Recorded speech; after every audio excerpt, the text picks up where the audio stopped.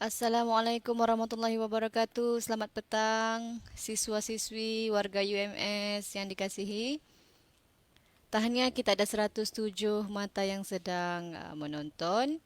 Saya harap rakan-rakan siswa-siswi yang sudah join kita petang ni bantu saya untuk share lagi pautan live ini supaya lebih ramai rakan-rakan anda boleh join. Okey? So, saya rasa speaker kita sudah pun bersedia. Ya, Encik Masri Judah. So, sebelum kita mula, mari kita lihat siapa yang sudah ada di sini. Boleh komen nama dan fakulti. Kita ada Valrelin Viheron, ada Nurkalisa Izham, ada Tasha Jones. Dari mana ni? FSSA ada, FPL ada. FSSA ramai ya petang ni. Ramai FSSA petang ni. FKI ada. FKAL. Apa khabar orang Labuan? Um, Sekali-sekala kalau misalnya suara saya terputus, audio atau video tidak okey, mohon komen jelas terputus ataupun sebagainya. So sebelum kita mula, saya kenalkan diri saya dulu. Saya Fatihah, Nurul Fatihah Firdaus binti Roslan, pegawai psikologi di Pusat Kerjaya dan Alumni UMS. Salam perkenalan bagi yang belum pernah mengenali saya. Bersama saya petang ni Encik Masri Judah. Encik Masri Judah merupakan seorang ketua di bahagian sumber manusia UMS, akan bercerita atau berkongsi mengenai mengenali diri dan juga branding yourself. Okay. Seperti anda ketahui, sesi kita hari ini merupakan hari pertama untuk finishing school di peringkat pusat, anjuran Pusat Kerjaya dan Alumni UMS. So, saya difahamkan anda semua sudah pun join slot bersama fakulti selama beberapa jam bersama fakulti masing-masing. Okey, so saya harap sesi yang telah anda join bersama fakulti itu memberi banyak manfaat, banyak pencerahan. So minggu ni anda akan bersama speaker-speaker undangan kami akan bercerita mengenai topik-topik hangat berkaitan persiapan kerjaya. So petang ni bersama saya Encik Masri Judah. Assalamualaikum Encik Masri. Apa khabar? Waalaikumsalam warahmatullahi sihat walafiat. Alhamdulillah. Alhamdulillah. Okey, sekarang Cik Masri ada bersama kita 164 yang sedang menonton secara live. Okey. Nanti Okey. akan bantu untuk share lagi link live kita ni supaya lebih ramai boleh join lah. Okey, saya sudah pun kenalkan Cik Masri sebab sedikit tadi, seorang ketua di bahagian sumber manusia. Dan saya kenali beliau ni masa saya student di UMS lagi. Masa tu Nah, yang masa tu gini-gini saya dekat jadi gini-gini. pembimbing Suai Mesra. Time tu Encik Masri ajar saya tarian penguin ke kalau tidak silap. Sampai sekarang melekat benda tu. Okey. Cik Masri juga saya kenali sebagai seorang sifu NLP yang hebat. Banyak bercerita tentang leadership, tentang apa ni kehebatan personality individu. Okey. So petang ni jangan lepaskan peluang untuk orang cakap selama 1 jam ni menuntut ilmu, bertanya soalan kepada beliau. Sebab ini kira otai ni. Okey. So di Okey, penghujung nanti kita dah. akan buka sesi Q&A. So saya serahkan sesi ini kepada Encik Masri Judah. Dipersilakan. Okey, terima kasih Puan Fatihah. Alhamdulillah. Terlebih dahulu saya ucapkan terima kasih di atas perkongsian ini dan terima kasih kepada individu yang terus sama dalam online ni. Dan yang kedua, saya terlebih dahulu saya memohon kemaafan seandainya topik ini mungkin tidak sampai kepada apa yang dikehendaki oleh anda di sana lah, dan mungkin ada kekurangan atau daripada sudut pandang yang berbeza. Namun saya pasti dan saya yakin bahawa serba sedikit perkongsian kita pada petang ini mampu untuk memberikan nilai tambah kepada kita bersama yang sedang mengalami menghadapi COVID-19 di kala ini. Sampai bila dia berakhir, kita tidak tahu lagi. tapi usaha kita kenalah berterusan. Sebab di hadapan kita ada banyak lagi halangan dan cabaran yang perlu dihadapi. Ini COVID ni salah satu daripadanya. Tapi untuk masa depan kita, untuk alam kerjaya kita, pekerjaan kita, kita perlu rancang dan kita perlu pastikan bahawa kita berada dalam satu track yang mampu untuk melonjakkan kehebatan kita di masa yang akan datang. Okey, seperti mana yang saya sebut apa, tuan-puan ke apa, tuan-puan yang bersama saya di dalam online ini, seperti mana yang anda tahu tadi daripada Puan Fatihah, nama saya Mas Sri Judah daripada bahagian sumber manusia. Saya kerja di UMS ini sudah lama, lebih kurang tahun April 1990, daripada Labuan sampai ke Kota Kinabalu. Lepas saya direct kepada topik kita pada pagi ini. Saya share. Topik yang diberikan kepada saya ialah tentang benda ni lah. Mungkin ia dari sudut pandang yang berbeza nanti, tetapi ambillah kebaikan yang mampu untuk kita laksanakan, kita aplikasikan untuk mengharungi dunia pekerjaan yang sangat mencabar. Saya mulakan dengan kata-kata ini. Hidup ini perjuangan yang perlu tabah dan sabar. Kalau tidak, kita akan tersungkur jatuh. Baru 2 hari lepas kita dengar kata-kata daripada Tan Sri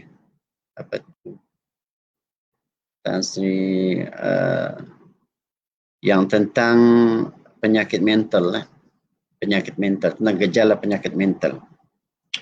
Dihuraikan oleh seorang pengurusi Lilim Tai ya. Lilim Tai. Kita dengar sebar sedikit bahawa gejala penyakit ini semakin berkembang, semakin membesar. Salah satu daripada ialah stres, depression yang berbagai sebab dan akibat. Sebab itu perlunya tabah dan sabar. Tabah dan sabar perlukan rakan di samping kita, perlukan pertolongan orang lain. Kita hidup di atas muka bumi ini, di dunia ini perlukan pertolongan orang lain. Saya masuk kerja sebab ada pertolongan orang lain yang menginterview saya, mengasahkan saya. Dan kita semua ni pernah belajar di universiti ini, kita lulus sebab pertolongan orang lain, ada orang mengajar kita. Dan orang lain inilah sebenarnya merupakan tangan dan kaki kita agar sentiasa sabar dan tabah di dalam perjuangan meneruskan kehidupan.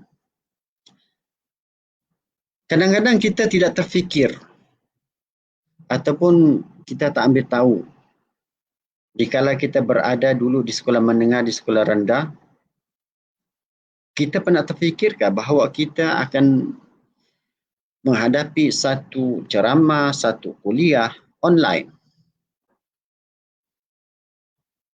Ataupun kita pernah terfikirkan bahawa pada hari ini kita menghadapi satu COVID-19, suatu rantaian virus yang sukar untuk dikenal pasti.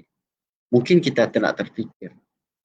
Yang perkataan kita tidak terfikir itulah sebenarnya yang perlukan kita tabah dan sabar.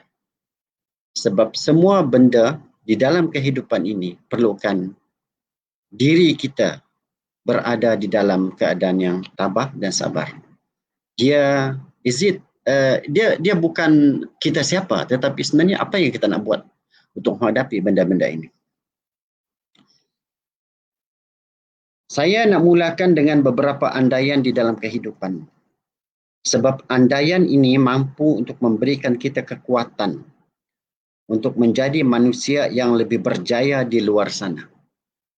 Kita tak tahu bila nanti kita keluar esok ke alam pekerjaan, kita fokus kita kerja apa. Sebab yang kepastian yang nyata, ramai di antara kita, kawan-kawan kita, bidang berbeza tapi kerja berbeza juga.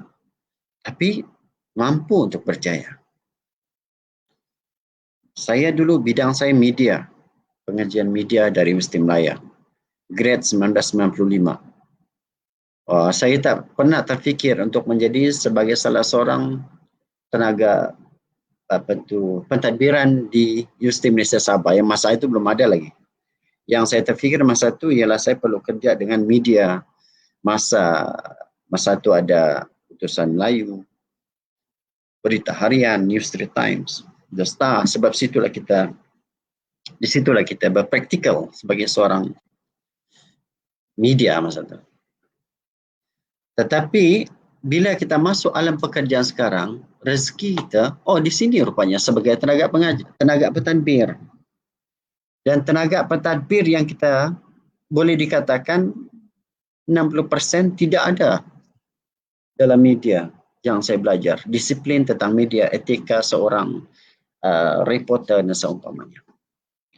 Itulah saya ajukan andaian ini. Andaian ini mungkin anda jumpa di mana-mana buku-buku yang pernah anda baca daripada orang-orang berjaya. Contoh, Dr. Richard Bandler, Universiti Santa Cruz, Stephen Gilligan, Dr. Ibrahim Al-Fiqi, Anthony Robin,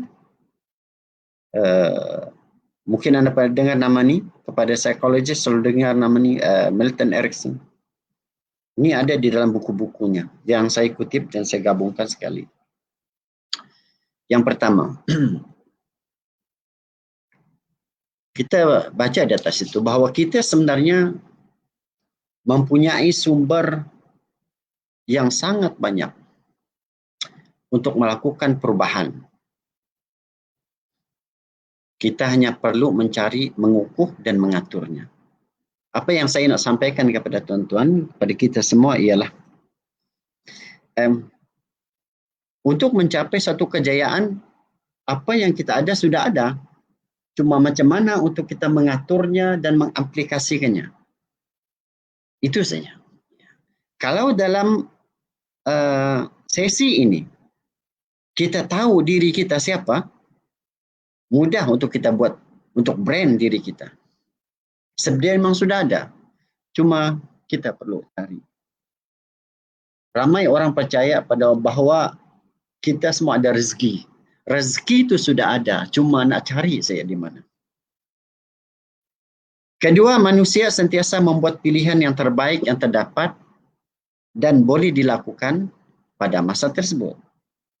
Apa pilihan kita? Dan amat penting ini. Dan amat penting manusia mempunyai pilihan. Kerana kita sentiasa diberi kesempatan untuk membuat pilihan. Kecuali dua perkara saja. Kita tak boleh pilih bila kita mati. Kalau kita lahir pun kita tak boleh pilih kita lelaki atau perempuan. Kalau kita lahir sebagai lelaki, janganlah pilih sebagai perempuan. Dia akan jadi separuh lelaki, separuh perempuan, dia tak jadi. Manusia sentiasa membuat pilihan terbaik untuk dirinya. Dan perlu ada jawapan terhadap pilihan itu. Yang ketiga, jika apa yang anda lakukan tidak menjadi atau berjaya, buatlah dengan cara yang lain pula. All this is a very important and very flexible. Manusia yang berjaya adalah manusia yang fleksibel. Mungkin saudari pernah baca buku siapa ni? Asia ni, Tony Fernandez. Ataupun dengar orang bercakap tentangnya, bagaimana dia bangunkan Asia-nya itu. Dia sangat fleksibel. Dia satu peringkat dia jatuh, dia naik lagi dengan idea-idea baru. Sama halnya dengan mereka yang belajar dan kita yang bekerja. Orang bekerja, dia ada proses naik pangkat. Kalau dia tak naik pangkat, bukan semestinya gagal. Tetapi ada mungkin part-part tertentu yang tak dapat dipenuhi, yang perlu dia penuhi. Sebab itu kita katakan kalau kita untuk menjadi seorang usahawan, kalau kita tidak berjaya dengan cara A, kita buat dengan cara B. Kita tak tahu di mana. Kerana itu juga perlunya orang lain di dalam hidup kita. Seorang psikologis. Dia datanglah ke fakulti psikologi dan pendidikan, jumpa Dr. Perlis, tengok diri. profiling diri. Di manakah kita yang sesuai? Kerjaya apa yang sesuai untuk diri kita? Yang keempat, percayalah, selagi kita hidup, tidak ada yang dinamakan gagal. Gagal itu muncul apabila usaha kita tidak mencapai tahap yang dia mau. Gagal dan lulus itu adalah maklum balas terhadap usaha kita. Dan usaha itu dan maklum balas itu adalah maklumat daripada usaha itu.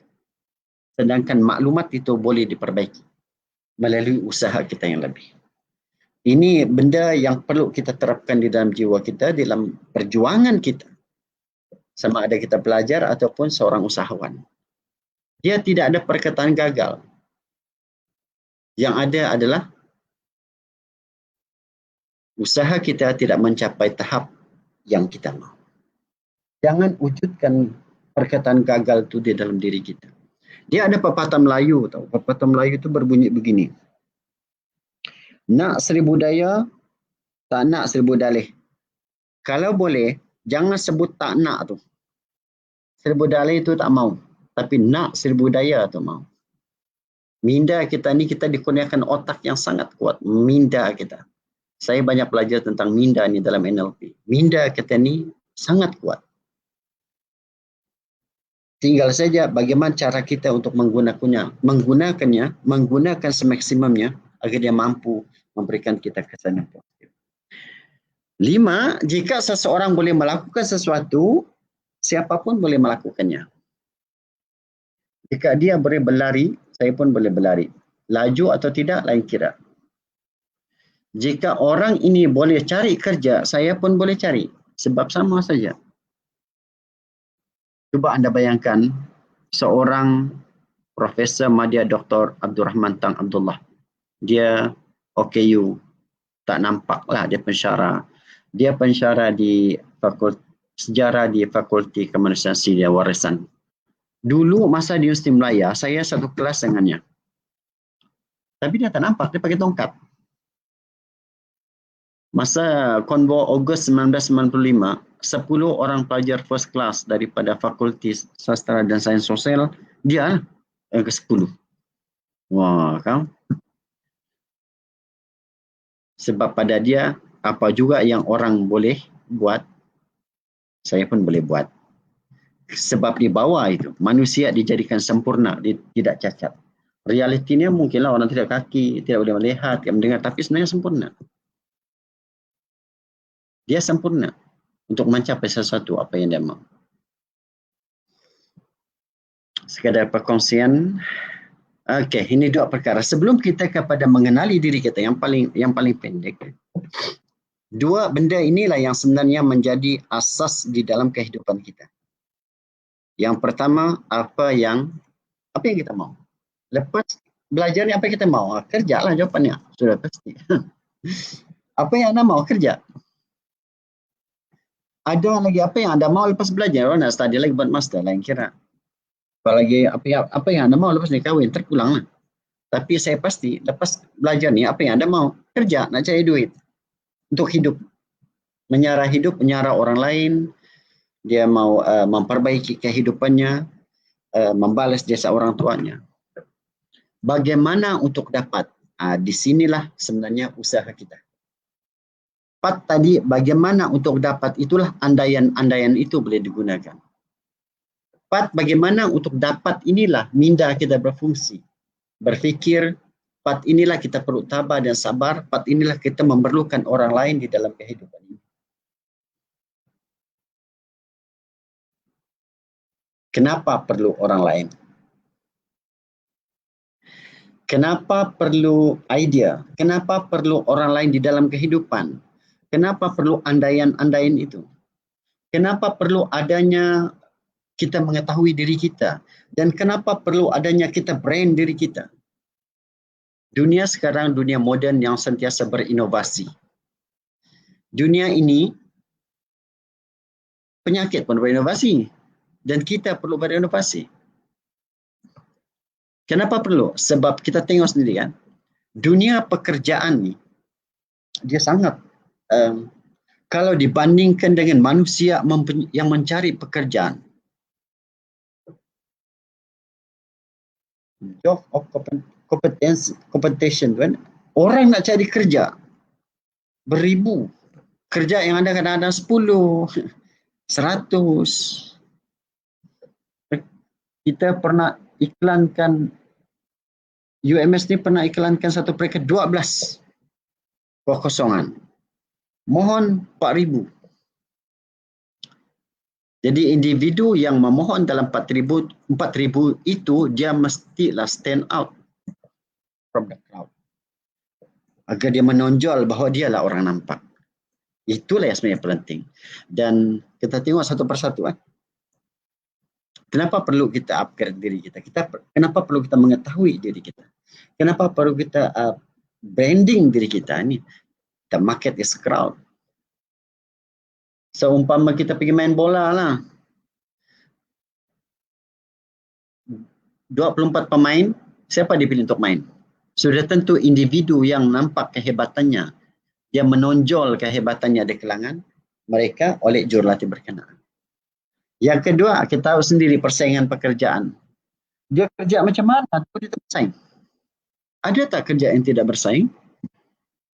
Mafia pun bersaing. Nak mencuri itu pun bersaing.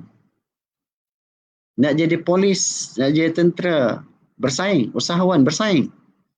Dan setiap kerja yang menghadapi persaingan itu, dia ada risiko. Risiko itu adalah persediaan kita lebih awal sepatutnya. Orang yang lari pada risiko ni, orang yang susah nak berjaya. Sebab dalam kerja ni yang fikir dapatkan kerja dulu, bersaing dapat kerja, jangan fikir tentang risiko. Kenapa saya sebut begitu? Sebab ada 2-3 kawan-kawan yang lain. Nanti kalau dia dapat kerja ni, macam mana tu? Dia fikirkan tentang risiko dulu. Fikir tentang kerja dulu. Sebab semua manusia, andaiannya tadi itu, jika seseorang boleh melakukan sesuatu, siapa sahaja boleh belajar untuk melakukannya. Dan ramai kita ni expert tapi tiada kerja. Sama ada expert terhadap bidangnya ataupun expert benda yang lain. Ada tak? Expert benda yang lain. Ada expert menjahit. Kan? Ada kawan saya, dia ada engineer IR, dia tak kerja.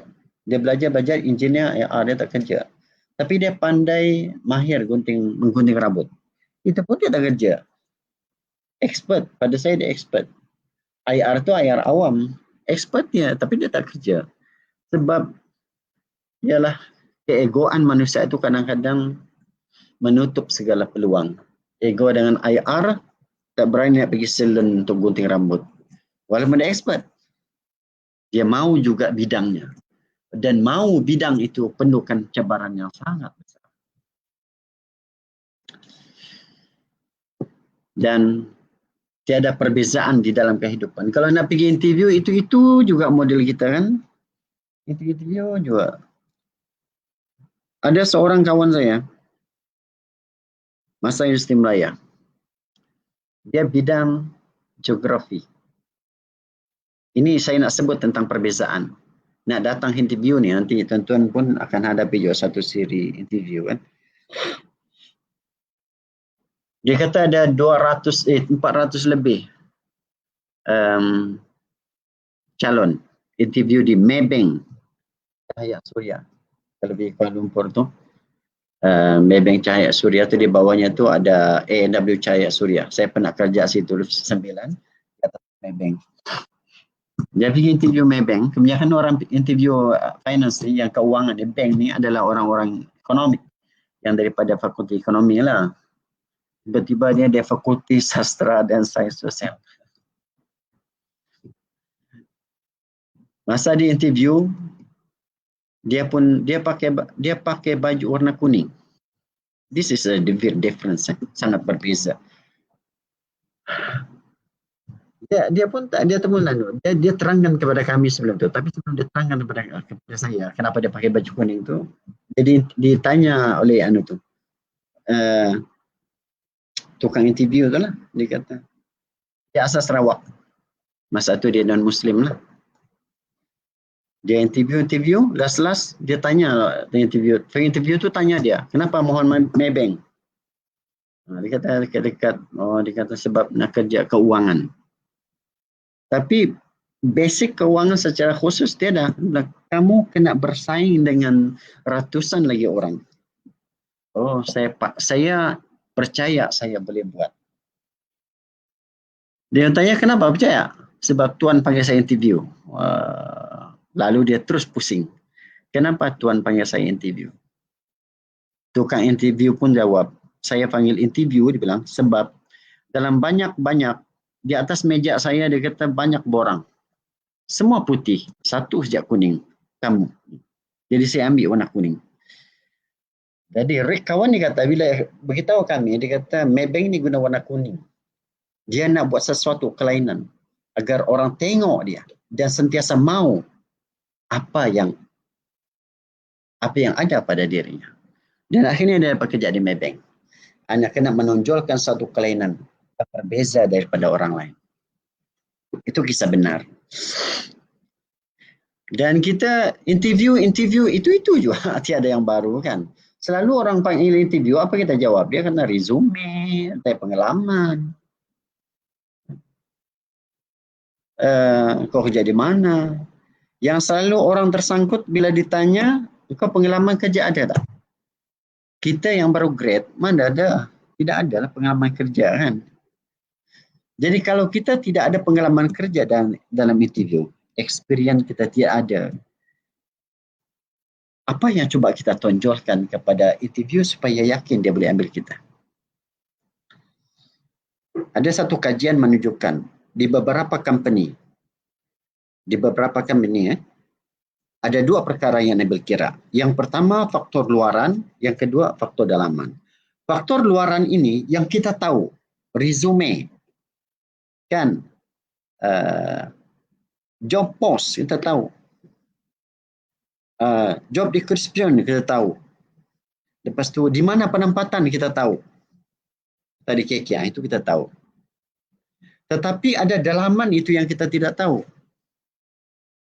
Dalaman itu ya tentang yang kita tak boleh serlahkan secara khusus di dalam interview.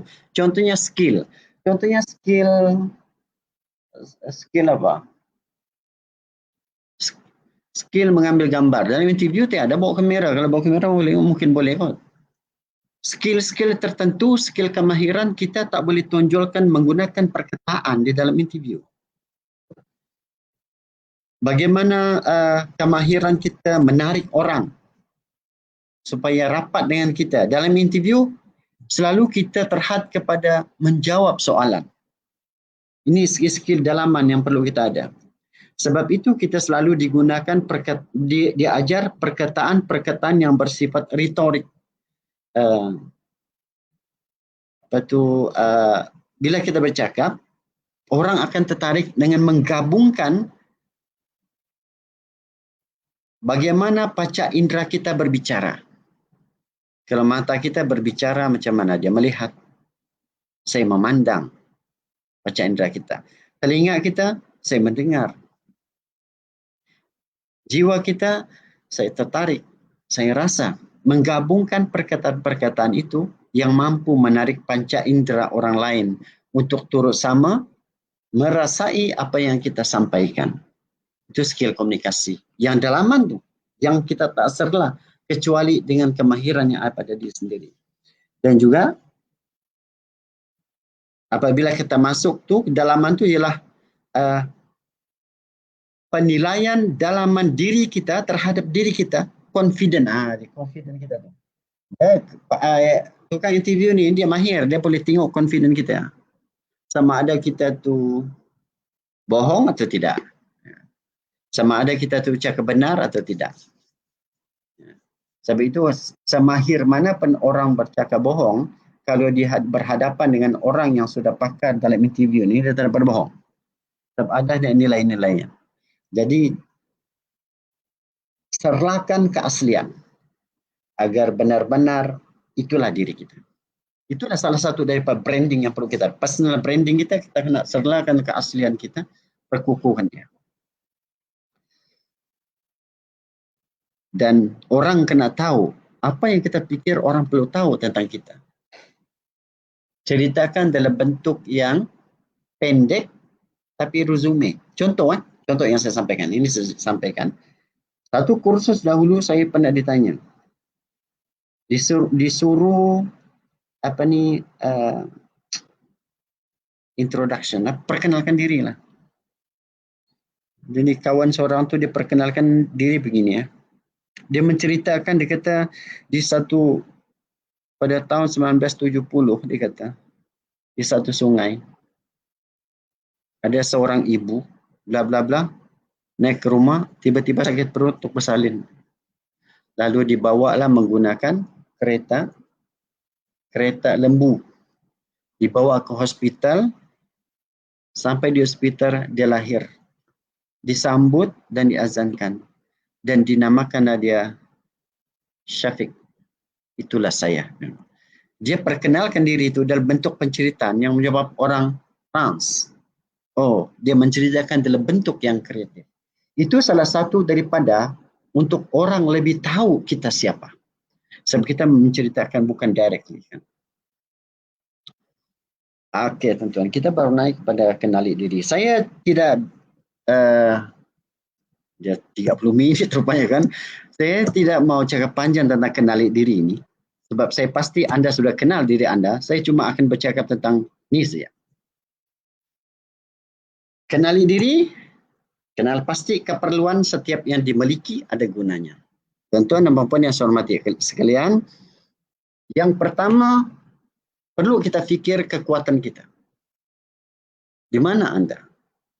Adakah anda seorang yang analytical thinking atau anda seorang kreatif? Adakah anda seorang yang tahan tukul? Maksud saya itu tahan tukul tu walaupun orang marah masih boleh dalam keadaan normal, kan? Adakah seorang yang suka mengarah? Adakah anda mampu membuat kerja apapun juga? Contoh saya lebih kalau kerja ni saya suka yang outdoor. Saya tu kalau macam ada gotong royong, bersihkan kawasan, saya suka tu kerja-kerja begitu. Dan itu latar belakang saya dulu, saya kampung kan, jadi tanam sayur, tanam padi ini biasa. Membersihkan kawasan ini biasa. Jadi menjadi satu kekuatan saya lah. Dan apa lagi kekuatan kita yang lain? Elok tengok kekuatan dulu. Sebab melihat sesuatu kekuatan, dia akan menjadikan minda kita lebih bersifat positif. Kita melihat sesuatu itu dalam bentuk yang di mana kita kuat. Masalah manusia kadang-kadang dia tengok individu dia akan tengok dia ni kan beginilah. Dia tengok negatif dulu. Dia tengok kelemahan orang dulu. Itu salah. Kalau kebarangkalian kita melihat kelemahan dulu, kita pun sebenarnya akan mudah melihat kelemahan diri kita. Kalau iyalah. Tapi saya saran kita lihat kekuatan dulu. Apa kekuatan kita? Apa yang kita suka belajar? Bidang apa yang kita suka? Sesuatu yang kita fikir akan berkembang. Ini andaian. Andaian dalam minda kita. Apa yang kita fikir, dia akan berkembang. Apa yang kita fikirkan, dia akan mensuakan dengan apa yang kita nak. Dia fikirkan tentang kekuatan kita, ke arah mana yang dia mau. Apabila kita tahu kekuatan kita, apa kekuatan kita? Apa sebenarnya kekuatan? Kekuatan ini bersifat apa? Adakah kekuatan itu bersifat kita punya energi, tenaga kita atau minda kita? Kekuatan ini adalah bersifat kedua-duanya sekali. Dalam andaian minda, dia ada andaian lagi tahu. Andaian dia kata minda dan badan adalah dalam satu gerak yang sama. Apabila minda tersangat banyak berfikir, badan akan lemah. Kalau anda tanya seorang pemain golf, kawan saya main golf. Di samping itu dia pun main bola. This is a true story. Dia beritahu saya, dia kata kalau dia main bola, dari pagi, petang lagi, malam dia boleh main lagi. Tapi dia kata kalau dia main golf, satu hari pagi, petang, dia kena tidur awal. Sebab dia kata dia penat. Kenapa? Sebab golf mungkin banyak memerlukan otak untuk berfikir. Dan penatnya otak itu sebenarnya akan menyebabkan anggota badannya merasa tidak bermain. Satu, kekuatan kita. Terkenal kekuatan kita kan? Yang kedua, kemahiran yang kita ada. Apa kemahiran kita? Tuan-tuan, peta bercakap di hadapan orang, macam kita tengok dalam kursus-kursus berpidato semua tu. Ada mampu bercakap dengan baik, ada mahir dalam ringkas, mahir dalam penulisan, ada mahir dalam bertukang. Kita ni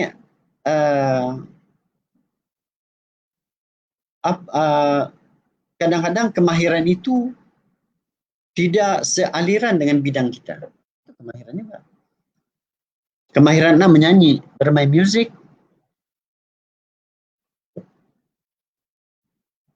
atau kemahiran anda memasak, kemahiran anda suka kepada binatang, memelihara ikan kah, lembu kah, kambing kah, kemahiran anda berada di situ? Atau di mana kemahiran anda? Kalau kita tidak ajukan secara praktikal kekuatan dan kemahiran ini, jarang kita fikirkan. Jarang kita fikirkan secara serius. Jarang kita tulis bahawa itulah kekuatan kita. Jarang kita tulis bahawa itulah kemahiran kita. Di Amerika, individu yang ingin mencapai suatu tujuan. Ada satu kajian yang dibuat tu, dikata individu yang menulis kekuatannya dan kemahirannya untuk mencapai satu tujuan, dia akan mencapai 200% lebih baik daripada yang hanya di dalam mindanya. Bermakna individu yang nakkan sesuatu, dia menggunakan kekuatan yang ada pada dirinya, tapi tidak diluahkannya. Dalam dirinya saja, dia berjaya. Tapi individu yang menulis kekuatannya dan tahu kemahirannya dituliskan, dia lebih berjaya daripada induk pertama. Dan yang ketiga, untuk risiko kita, kelemahan. Di mana kelemahan kita? Kenapa perlu tahu kelemahan? Kerana kita boleh perbaiki diri kita dengan mengetahui kelemahan. Kalau dah tahu kita ni tidak boleh menyelam, janganlah kita pergi jadi nelayan kan. Kalau kita tahu bahawa kita ini gayat, janganlah kita jadi tentera. Tidak boleh terjun daripada kapal, payung terjun lah maksud saya.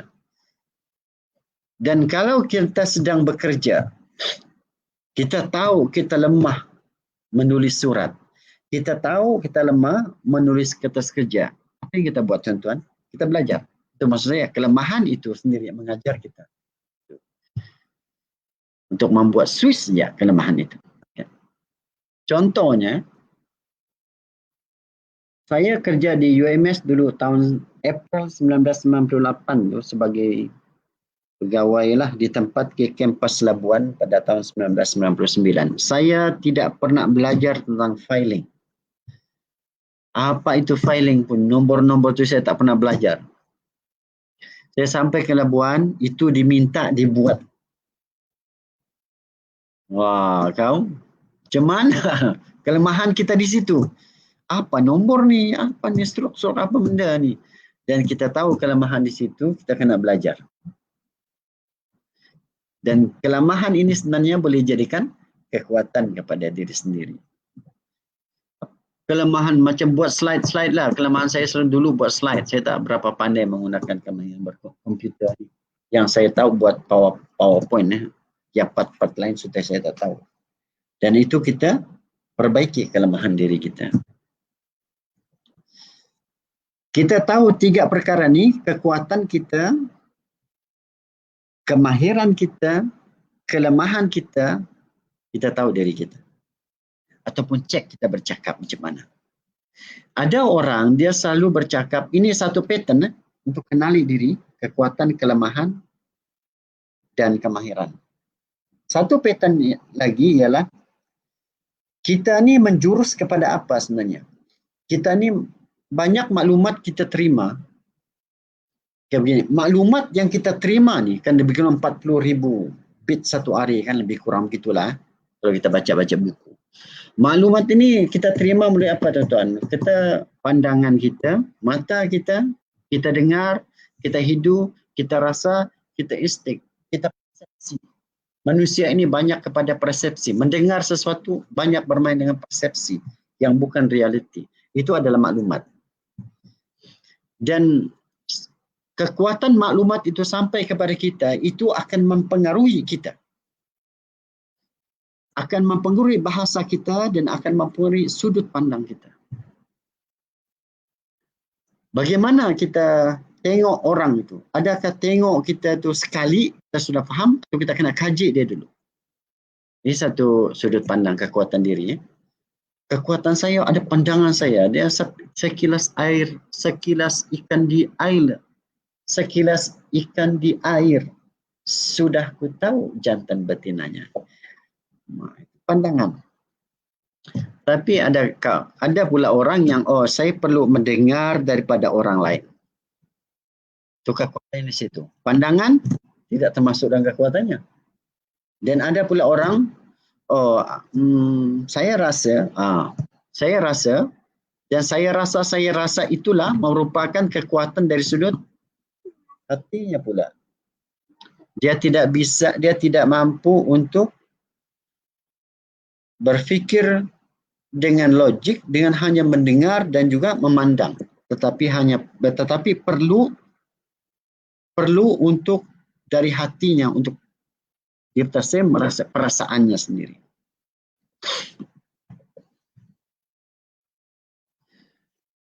Dalam era kerjaya sekarang, yang mana satu halat tuju kita dan yang mana satu fokus kita. Sama ada kita nak create sesuatu, membuat kerja sendiri, usahawan. Terbukti ramai sangat usahawan-usahawan yang dilahirkan oleh UMS ni ramai. Ataupun kita ni nak mencari kerja, kita lebih suka kepada kerja macam saya, lebih suka bekerja dengan orang, menjadi pensyarah, bantu tadbir ke. Dua pattern ini tidak ada yang tengah-tengah. Yang tengah-tengah tu menganggur lah. Dia sama ada dia bina kerjanya sendiri, membuat kerja, ataupun dia pun mencari kerja. Kalau kita mencari kerja, kita perlu personal branding kita untuk mempengaruhi orang lain mengambil kita bekerja. Kalau kita membuat kerja pun sama. Kita perlu ada personal branding kita supaya orang lain datang kepada kita untuk cari kerja. Ataupun kalau kita jual barang, orang beli barang kita. Kedua-duanya memerlukan kemahiran. Memerlukan penampilan kita yang berbeza dan menonjol daripada orang lain.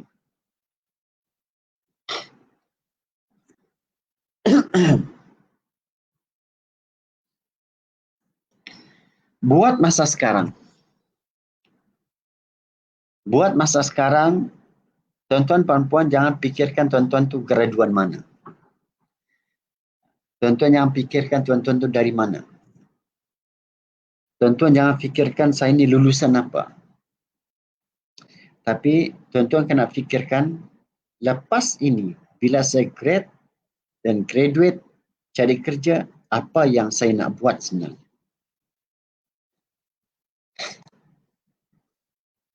Apa yang saya nak buat? Saya duduk saja, saya gunakan kamera internet kah? Saya menggunakan, sebab ada orang buat YouTube ya kan? Ada orang buat YouTube ya. Ada kawan saya buat YouTube je. Ataupun ada orang yang buat kerja lain secara praktikal, bertukang kah atau apakah.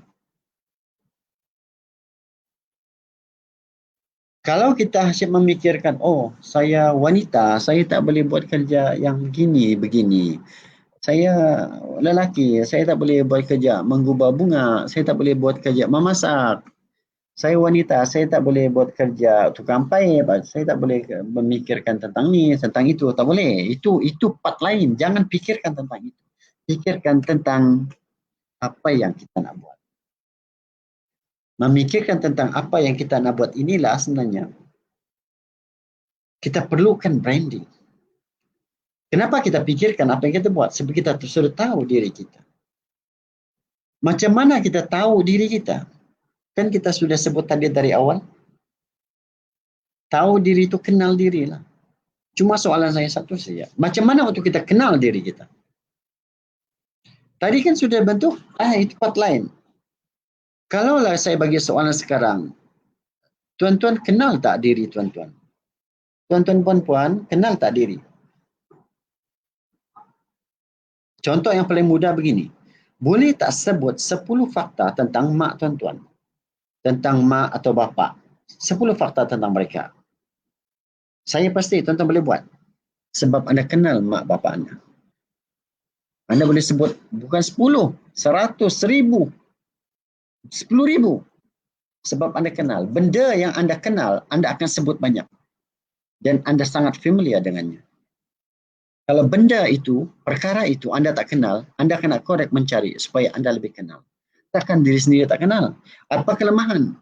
Apa yang anda suka tengok di TV, apa yang anda suka tengok di komputer, apa yang anda suka dengar, apa yang anda suka buat, apa yang anda suka makan, apa kekuatan anda, di mana di anggota tubuh anda ini yang selalu sakit-sakit, pasti tahu.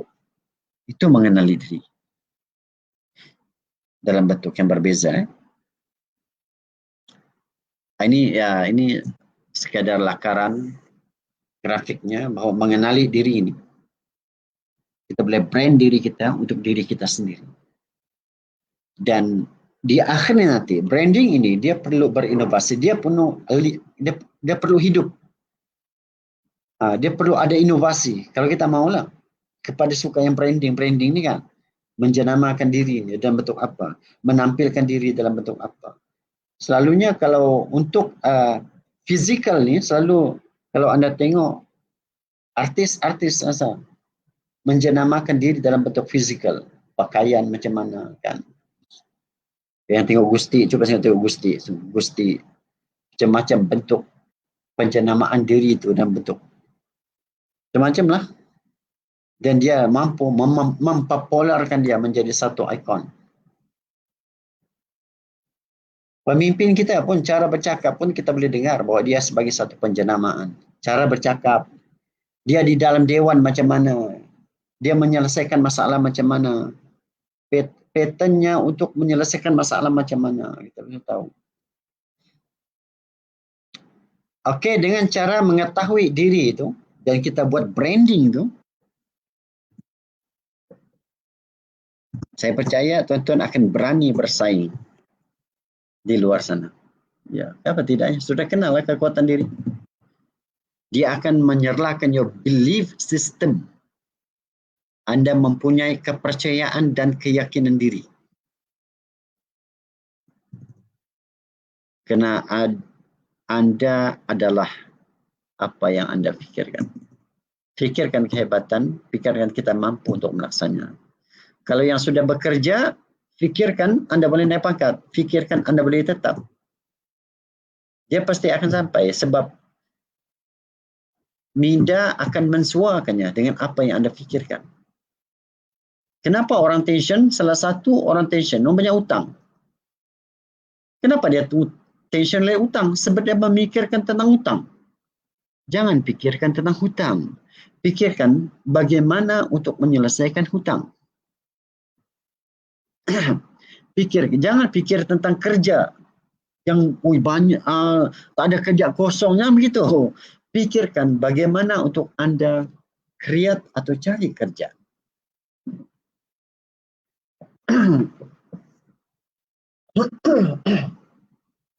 Sorry ya.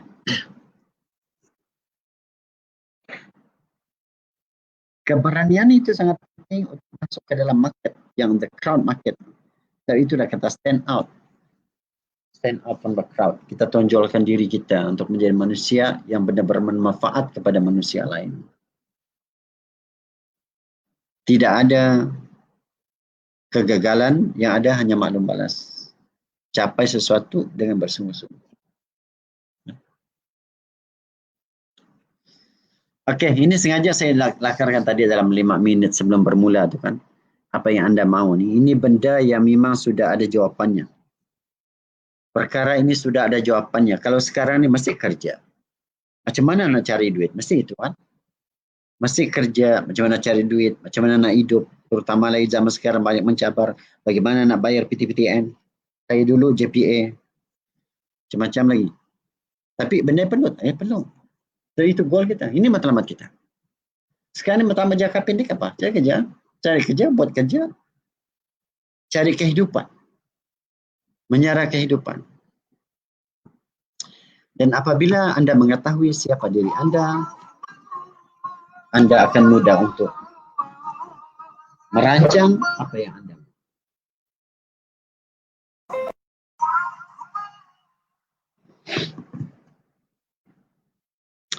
Okey, sedikit. Bukan sedikit ni, panjang lagi ni. Baru 14 slide. Sempat ke tidak? Okey, personal branding. Okey, ini sedikit yang saya dapat dulu-dulu, kuliah-kuliah dulu-dulu lah. Itu cara untuk kita pasarkan diri ke alam kerjaya.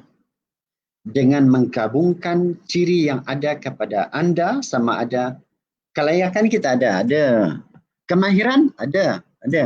Pengalaman ada, semua orang ada pengalaman hidup. Dan personality kita yang kita tampilkan dalam bentuk yang bagaimana. Dan keberkesanan untuk kita buat ni sejauh mana ia berkesan kepada diri kita dengan bidang atau ruang yang mana anda mahu ke sana. Di sanalah diukur. Sebab kalau dia tak berkesan, itu yang saya kata dia perlu hidup, alive. Dia perlu ada inovasi, dia perlu ditacap selalu kepada diri sendiri. Takkan kita tak boleh ubah diri kita kan? Boleh tak ubah? Boleh. Kalau kita ni suka menjerit-jerit, ubahlah jangan jerit-jerit. Kan? Susah, memang susah. Tidak ada benda yang mudah di atas muka bumi ini. Tapi carilah kawan dan partner untuk guide kita, untuk bantu kita. Ini ada beberapa langkah branding yourself. Kita kena bersedia menjadi subjek, menjadi diri sendiri dan menjadi objek. Me, myself and I. Apakah yang kita ada sekarang ini lebih baik daripada orang lain? Kalau tidak, tacap ya, tahu di mana kekuatan dia. Dan apabila kita tahu diri kita begini, bagaimana untuk kita tampilkan diri kita ke khalayak? Dan kita perlu ada, zaman sekarang ni nak tak nak, kalau kita tampilkan kelayakan kita, dia kena ada sijil. Dia kena ada pengesahan keasliannya. Dia perlu ada. Tetapi dalam bentuk kemahiran yang kita bincang tadi, dia perlu ditunjukkan. Kemahiran bertukang, kemahiran berucap, kemahiran membuat kertas kerja, kan? Kemahiran mengajar. Selalunya ia sudah tunjukkan lebih awal lah. Kepada saya, orang yang menjadi pensyarah ni, dia kena memang sudah ada kemahiran mengajar tu. Mengajar dan menyelidik. Dia sudah ada minat untuk menjadi seorang penyelidik. Kalau tidak, tak payah jadi pensyarah. Nanti ramai tu pensyarah-pensyarah kita yang tidak naik-naik, tu penyelidikannya tidak ada, tak berjalan tu, aduh. Kalau dia tak bersedia menjadi pensyarah, jangan. Sebab pensyarah ni kena ada, dia seorang penyelidik. Dan persediaan ke alam kerja yang kita nak itu, biarlah, yang situlah minat kita. Agar kita tidak sendiri terperangkap oleh personal diri kita sendiri. Nanti kita gabungkan ini dengan benda-benda yang bersifat matriks diri. Tak matriks diri kan? Tak matriks diri. Contohnya tentang makna lah, makna. Apa makna anda kepada anda? Apakah yang anda miliki? Apakah kemahiran yang anda miliki? Saya mahir berkata-kata, saya mahir berucap, saya boleh menjadi MC. Apakah maknanya itu kepada anda? Itu kena kita soal diri. Kalau dia sudah sampai itu, dia sangat mudah untuk menjadi apa yang Anda mau. Yang kedua, semangat kita ataupun minat kita. Benda yang mendorong kita dari dalam ini sangat penting. Ini semua bersifat tentang motivasi lah. Tahu dulu kan? Itu motivasi.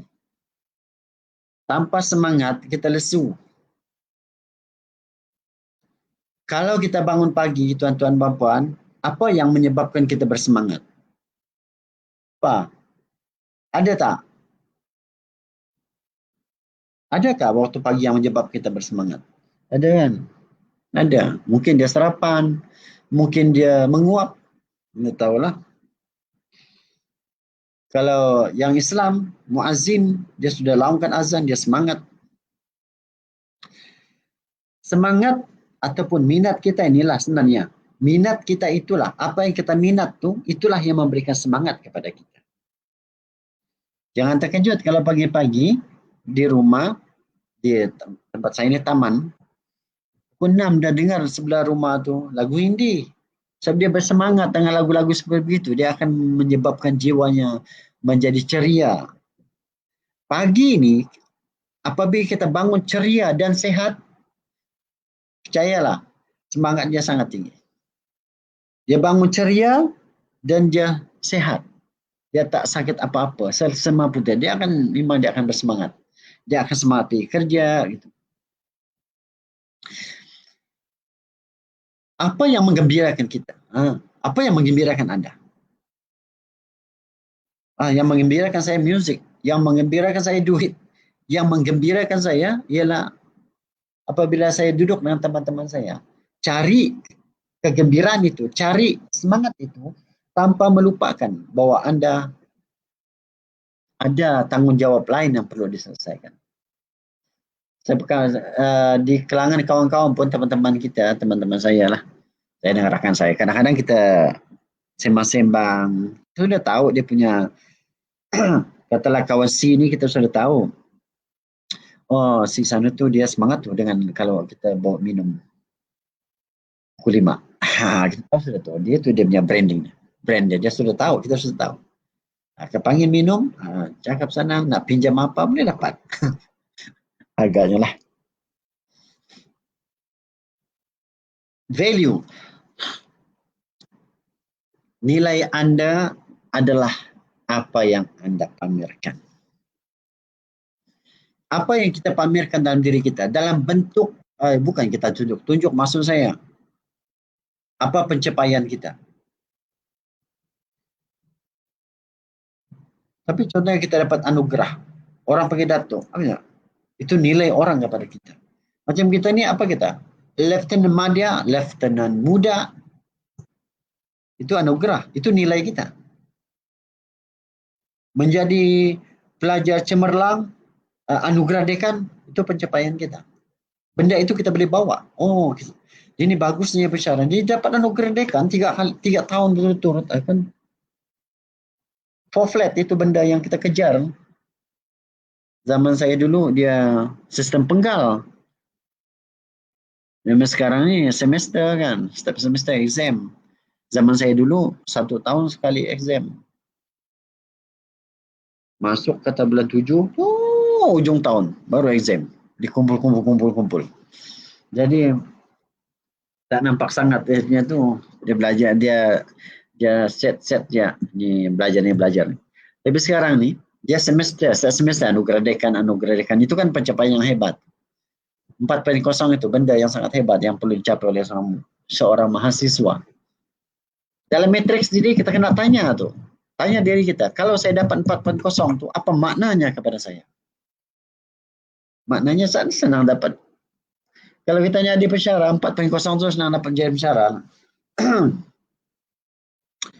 Kemudian pengalaman hidup kita, pengalaman sepanjang belajar di UMS, Anda menjadi AJK apa, kan? Menjadi kalau tidak ada pengalaman kan Anda pun orang dapat kerja juga, yang penting penampilan diri. Tapi pengalaman ini menjadi nilai tambah yang amat berguna.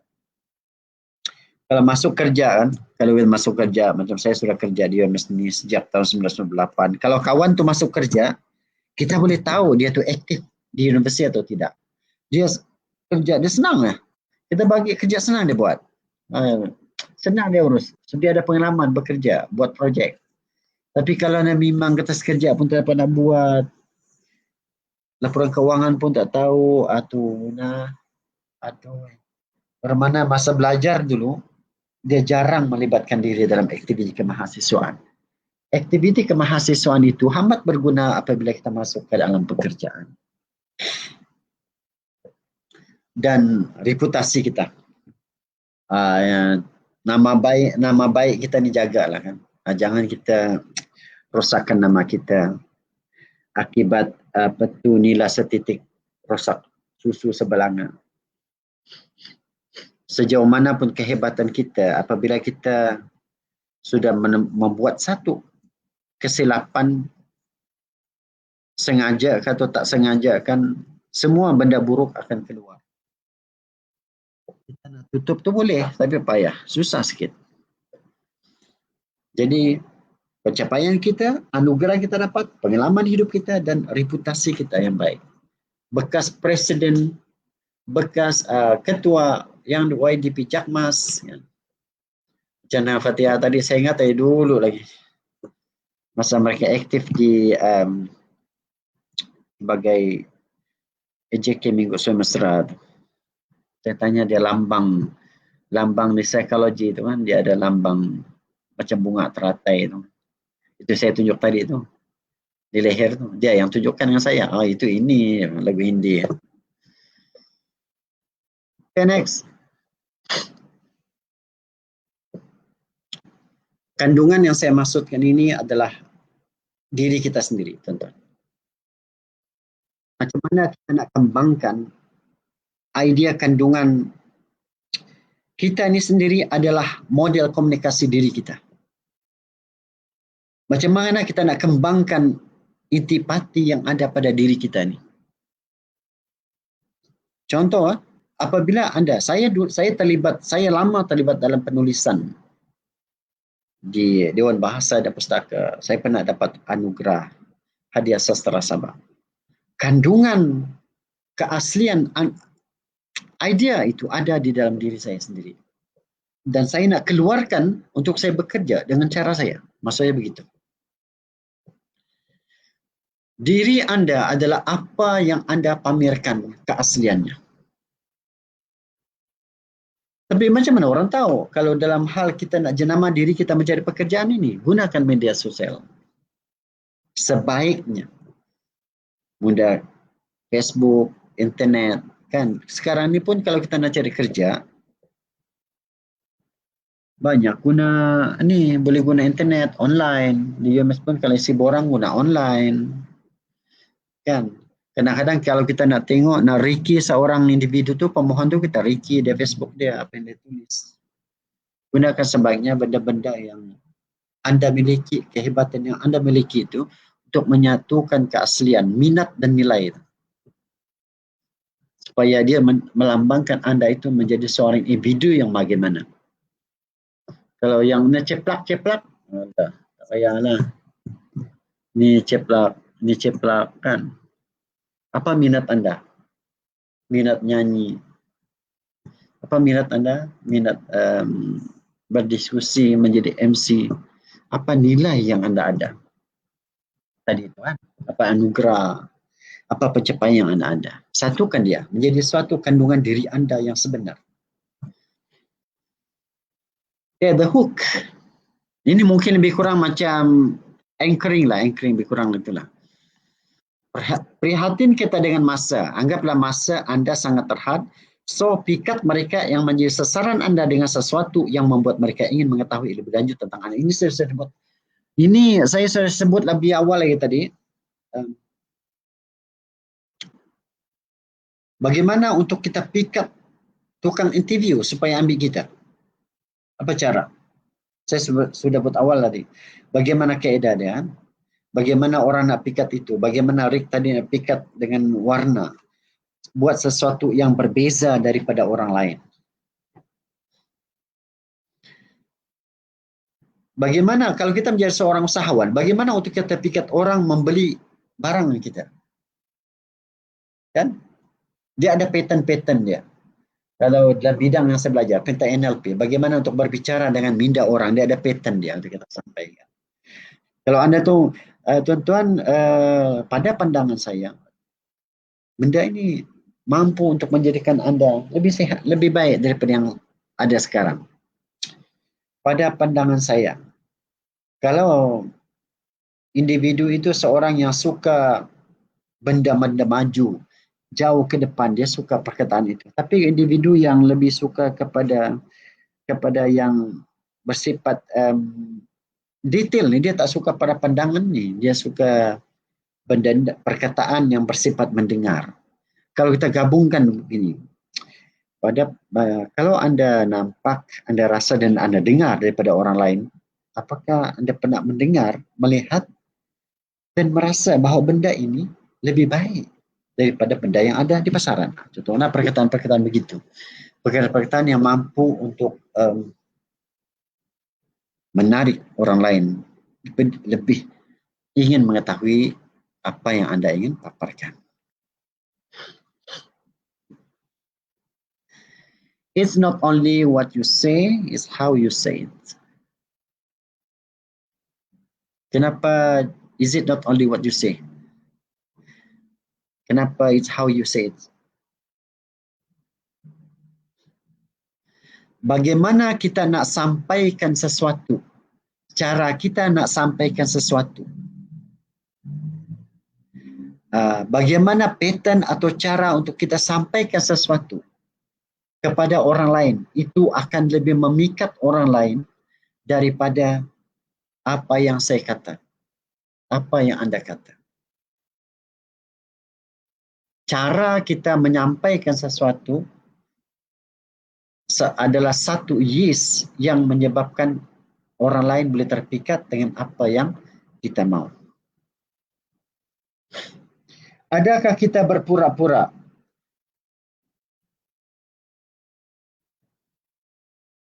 Atau Anda berterus terang? Contoh begini ya. Saya sebut ni benda-benda yang betul yang pernah berlaku. Seorang ex-student UMS masuk polis, ditanya, boleh kita bercakap dalam bahasa Inggeris? Jadi yang kawan ni pun dia kata, tuan, dia kata, saya boleh bercakap tapi tidak sefasih yang tuan mahu. Tapi saya pasti bila saya dapat kerja ini, dia ulasan. Ini orang yang sudah kerja ni sekarang, dia sebut dengan saya boleh diri saya sebab saya pasti alam pekerjaan ni alam yang akan mengajar benda baru kepada saya. Dan saya pasti kita akan sentiasa berinovasi dari semasa ke semasa. Kerana bahasa cuma medan untuk berkomunikasi. Cuma banyaklah disebut. Itu contoh.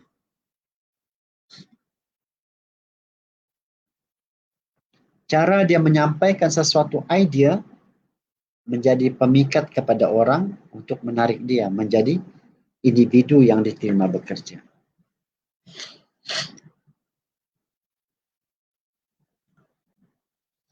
Okey. Personal content. Ini saya fokus kepada, mungkin Anda akan belajar tentang resume. Sedikit saya masukkan ini. Orang ingin mengetahui tentang diri Anda yang sebenar, bukan tipu. Penjenamaan Anda harus sekurang-kurangnya 70% profesional dan 30% pribadi. Contoh ini. Apa yang Anda ingin ceritakan tentang diri Anda yang bersifat pribadi? Ada tak? Ada. Okey. Apa pula yang menunjukkan apa yang Anda paparkan adalah asli? Sejil lah maksudnya tuan. Atau benda yang bukan menipu. Bermakna kita pribadi itu 30% ya. Dari mana ke mana, umur, atau apa-apalah. Dan kemahiran apa yang Anda ada itu kalau boleh describe 70%. Anda dalam universiti Anda buat apa? Apa pengalaman yang Anda buat? Apa pengalaman yang Anda dapat? Apa tu pencapaian Anda? Apa anugerah Anda? Apa pengalaman yang boleh Anda gunakan untuk menjadi individu yang hebat dalam kerja yang Anda faham? Sebab apabila kita diterima bekerja, kita tu banyak berbohong atau tidak akan terserlah masa tu juga. Dia akan menyebabkan kita masa malu. Sekarang kan kalau kita bekerja dengan jabatan kerjaan kata swasta kan dia ada, saya tak berapa tahu tentang swasta. Kerjaan ni dia ada sementara. Kita kerja sementara, kontrak tetap lah. Sebelum ke tetap tu dia kena sementara atau kontrak dulu. Di situlah kita dinilai sama ada layak ditetapkan atau tidak. Dan keaslian itu sangat penting. Jangan ada sebarang penipuan. Ya, menipu sijil tak ada, PhD ada, itu ada berlaku. Dapat projek, dapat apa tu kelulusan ini, ada sijil. Rupanya sijil tu sijil pos, dia tak pergi pun, tapi dia kena bayar, dia sudah bayar maka dia tetap akan dapat sijil. Keaslian sangat penting. Ini kalau kita sebut tentang personal account ini lebih kepada tentang apa? Itu the integrity kita, kejujuran kita, amanah orang yang terima kita tu, kita sampaikan, dia akan terima kita, amanah yang diberi kepada kita bergantung kepada integriti kita, kejujuran kita nak menyampaikan sesuatu. Janganlah kita kata kita pernah buat, pernah ikut kursus keuangan tapi sebenarnya kita tak pernah. Sebab kadang-kadang ada tempat-tempat tertentu. Saya pernah diinterview dulu. Saya mohon bomba tahun 1996.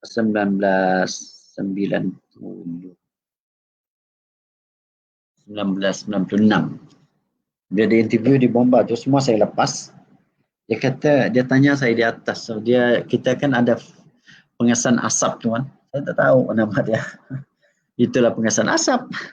Saya pun kata, Allah. Saya tak tahu lah. Terus terang je lah. Rupanya dia tembak balik. Oh, dia bilang, kamu, kita terlalu ramai calon. Benda ini pun kamu tak tahu. Itu ya soalannya. Yang saya tak dapat. Rupanya benda-benda basic ni, basic di dalam bidang yang anda ceburi, anda kena alert. Itu saya kata tadi. Dari awal kita sebut tu, kena tahu. Kena tahu. Ibu kita tahu 1000 kita boleh sebut. Tapi pekerjaan yang kita mohon pun, kita kena tahu pekerjaan itu apa. Kita tak boleh pusing. Tapi itu dalam interview lah, itu bukan dalam resume ini bukan dalam interview. Okay, kemudian test drive your brain. Apabila anda buat dalam bentuk penulisan, tanyalah kawan-kawan rapat anda, kawan-kawan dekat anda, mentor anda, pensyarah anda, begini elok tak, begitu elok tak. Sebab kadang-kadang bila kita mohon kerja, ada kerja yang memerlukan kita menulis tentang diri kita. Saya pernah mohon jadi komunikasi corporate communication officer di KKIP dulu. Dia suruh menulis sini KKIP. Saya pernah mohon sebagai pegawai Jabatan Penerangan pun dia suruh menulis tentang kita lah, brand kita. Apa brand anda kepada anda? Lebih kurang begitu lah. Dan apabila kita sudah ada benda ni semua, kita tahu kita menampilkan diri kita bagaimana, kita test drive. Apakah ia sesuai dengan kita ataupun dia difference. Dia bukan kita. Dia adalah orang lain yang kita modelkan dia. Last, it's alive. Dia hidup. Branding kita tu hidup. Kita sedang berinovasi. Kita setacap dia, kemaskini dia, gilap dia. Sama ada bentuk penampilan kita atau dalam bentuk penulisan kita. Kalau dia tak hidup, dia robot. Kita bukan robot. Kita kena sentiasa berinovasi terhadap sesuatu yang berlaku. Penyakit pun berinovasi kan. Dengar-dengar pandemik COVID-19 pun ada sesuatu yang baru. Banyak lagi yang boleh kita berbicarakan tentang branding tadi, ini ada 9. Mungkin ada yang sesuai, ada yang tidak untuk dipaparkan. Walau bagaimanapun, saya ada 15 minit. Saya nak paparkan dulu bagaimana kita nak gabungkan tadi.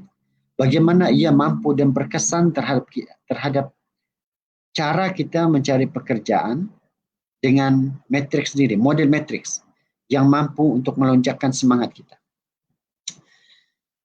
Manusia ini adalah model dunia komunikasinya.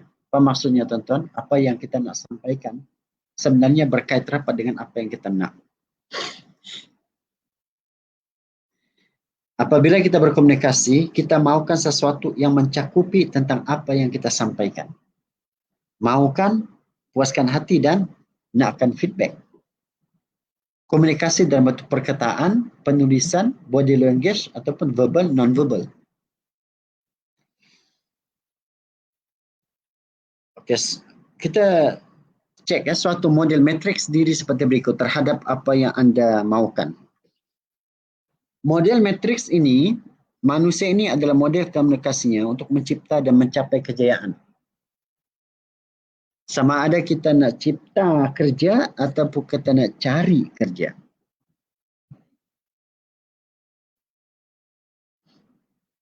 Yang pertama, makna. Saya sebut awal dari tadi ya. Kenapa perlu branding diri? Kenapa perlu personal branding? Tadi kita sebut panjang. Kenapa perlu tahu dan brand diri? Kenapa perlu tahu diri dan brand diri? Kita sebut panjang juga tadi tentang market, crowd, job competition, kita sebut tahu. Tapi apabila begitu, apa maknanya kepada kita? Apa maknanya kepada anda apabila anda buat begitu? Apa maknanya? Maknanya apa? Maknanya kita nak itu sebab kita nak pasarkan diri. Kita bermanfaat kepada orang-orang tertentu. Ibu bapa kita atau apa semua. Kalau tidak, tiada makna. Tiada makna, dia tak ke mana. Makna ni sangat penting. Apabila kita kata kita nak bekerja, apa makna kerja itu kepada kita? Apa makna kerja di BSM macam saya? Apa makna kerja anda sebagai seorang psikologis? Apa makna kerja anda sebagai seorang jurutera? Bila kita ada makna tu, brand diri tu senang kita buat. Oh, saya perlu lagi menonjol daripada orang lain. Saya perlu ubah style rambut kah atau apakah yang berkaitan dengan kerja. Semakin jelas makna yang anda berikan terhadap kemauan itu, target itu, goal itu, knowing and branding itu, semakin mensuarakan kita dengan apa yang kita mahu. Yang kedua, niat. Apa niat? Saya pasti niatnya pasti nak cari duit, pasti nak bekerja, kan?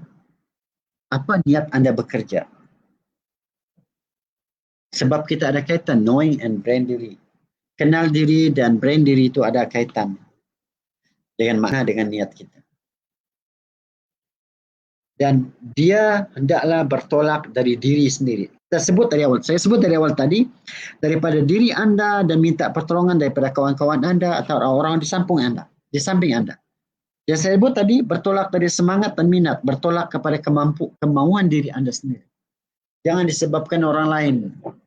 Dia nak diri sebab ada rasa tanggungjawab. Kenapa saya bekerja? Saya ada mak, saya ada bapa, saya ada beradik. Mereka tanggungjawab saya daripada diri. Jangan pula kau kerja lah man, kau kerja lah. Dia dah makan kita ni, jangan begitu. Bermakna orang tua kita tidak ada semangat diri itu. Perlu ada. Yang keempat, kuasa. Apa maksud kuasa di sini? Tuan-tuan dan puan-puan, orang kita ni tak kira terpelajar atau tidak, dia ada 4 ni. Dia ada kuasa untuk berfikir. Maksud kuasa di sini kemampuan untuk berfikir. Takkan tak boleh fikir kan? Boleh kan? Beremosi, sedih, gembira, ceria, bercakap. Kalau dia tak boleh bercakap, dia non-verbal, body language. Tapi dia masih mampu untuk menyampaikan maklumat. Dan yang paling penting dia kena bertindak. Bertindak dari sekarang, buat resume kah, buat branding diri kah, mencari pekerjaan dengan apa yang Anda miliki. Kalau kurang, mana tahu kita kurang. Kita ada kelemahan. Tengok kelemahan diri, situ ada kekurangannya, tambah.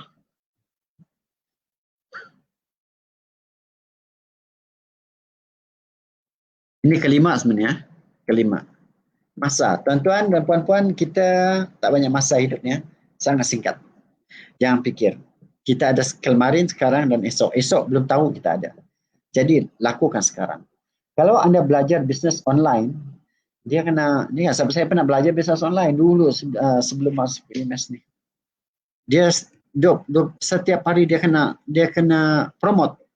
Sebab dia kata, mana tahu yang kau promote tu bukan yang pertama kali ini diterima orang, mungkin yang ke-12 kali. Dari hari ini 12 kali kau buat. Contoh, masa sangat penting dan kita pun tahu tentang masa. Kan, masa saya sebelum sakit, orang sudah faham tuan, hidup sebelum mati. Dia sangat pendek, masa ini sangat pendek. Ambil kesempatan terhadap masa yang pendek ini untuk merencana diri menjadi manusia yang lebih hebat daripada sebelum ini. Dan yang ke 6 ni orang yang disayangi. Orang yang disayangi ini kalau anak dia kepada ibu bapa lah. Ataupun kepada guru-guru, kepada adik-adik. Dia kena selitkan di dalam kehidupan dia agar dia dapat memberikan sepenuhnya dan rasa tanggungjawabnya kepada mereka.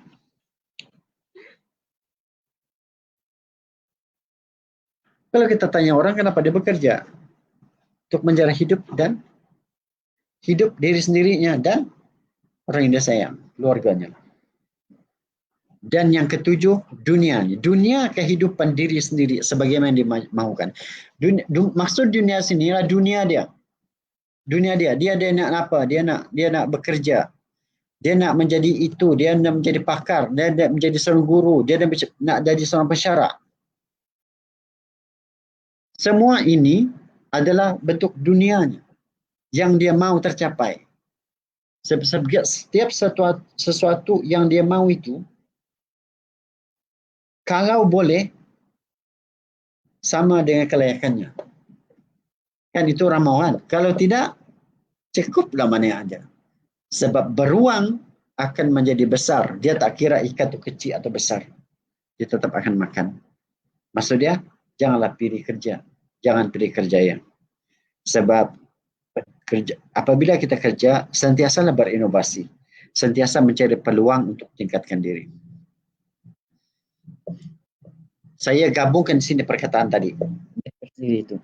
Ia adalah makna yang saya berikan. Ianya adalah makna yang saya berikan kepada goal saya, yang saya mau kerja itu, kepada diri saya dan kepada branding saya. Dengan niat yang saya ada pada saya. Niat saya, bukan niat orang lain. Untuk diri saya, yang pertama. Untuk diri saya. Dengan kuasa yang Tuhan kurniakan kepada saya. 4 kuasa tadi itu. Bercakap, beremosi, berfikir, bertindak. Dengan masa yang saya ada, the very short time. Masa ini sangat pendek. Jangan buang masa. Terus. Orang sekarang ini sibuk kerja di rumah. Teruskan bekerja di rumah. Teruskan bekerja di rumah. Jangan duduk sahaja. Jangan duduk tengok Facebook. Jangan sekadar tengok Facebook baca. Tapi kalau dalam Facebook tu dia bisnes, itu lagi kisah. Jangan duduk santai sahaja.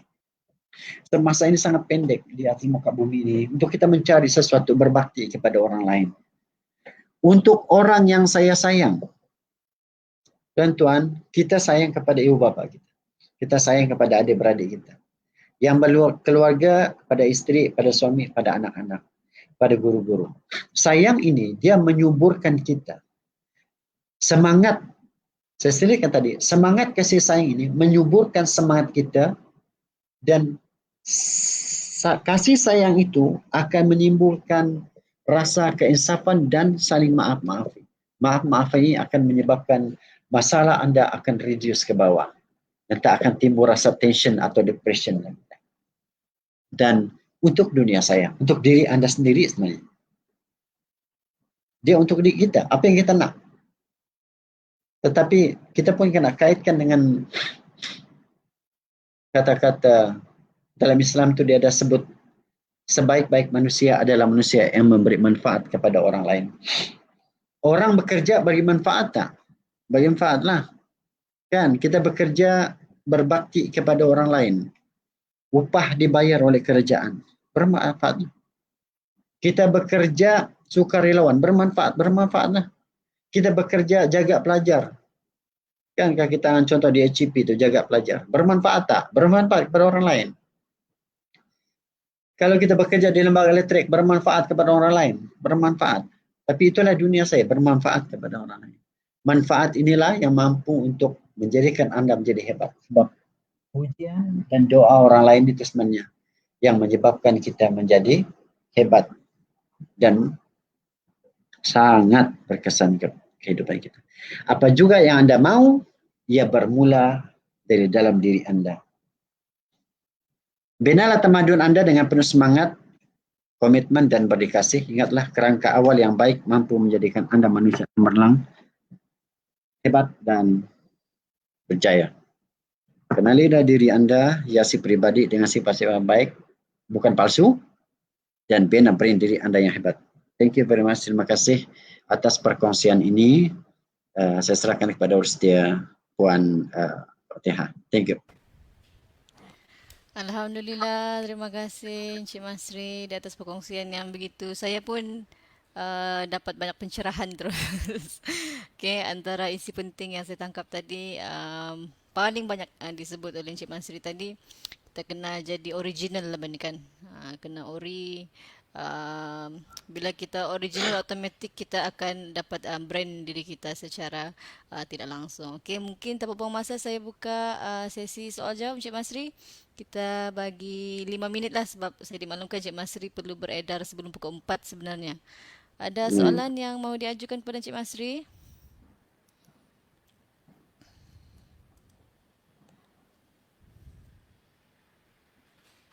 Boleh dinyatakan di ruangan komen, saya akan bantu baca.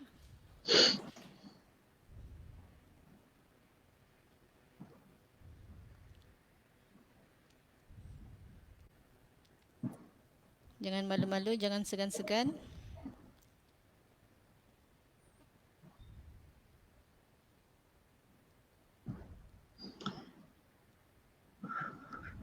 Ada soalan?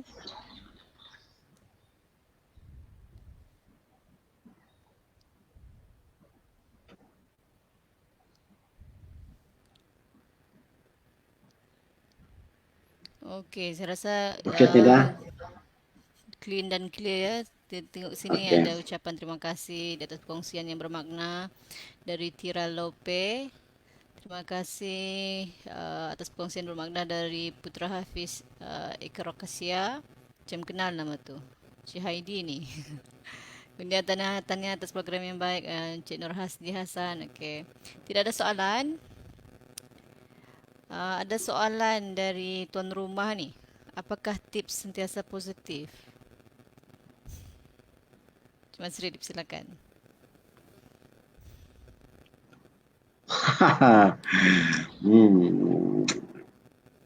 Kalau orang tanya kita dua perkataan, yang mana senang kita tulis? Kelemahan diri atau kekuatan diri? Boleh Cik Masri? Ya, dengar tak? Okey. Dengar? Halo?